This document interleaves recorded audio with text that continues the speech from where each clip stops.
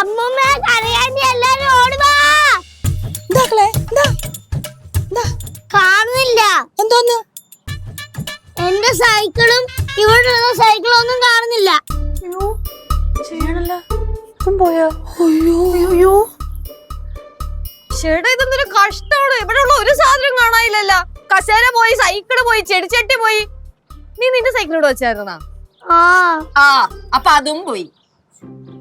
ഇതങ്ങനെ വിട്ടുകളാൻ പറ്റത്തില്ല. നമ്മുടെ വീട് മനഃപൂർവ്വം ടാർഗറ്റ് ചെയ്തിട്ട് വന്ന് മോഷ്ടിക്കുക.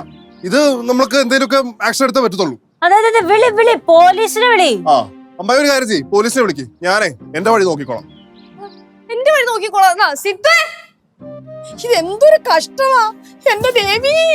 അയ്യോ മധുര മീനാക്ഷി അമ്മ കാപ്പാത്തുങ്ക. എന്റെ സിദ്ധു, ഞാൻ പറയുന്ന കേക്ക്. വയലൻസ് ഒന്നിനൊരു പരിഹാരം.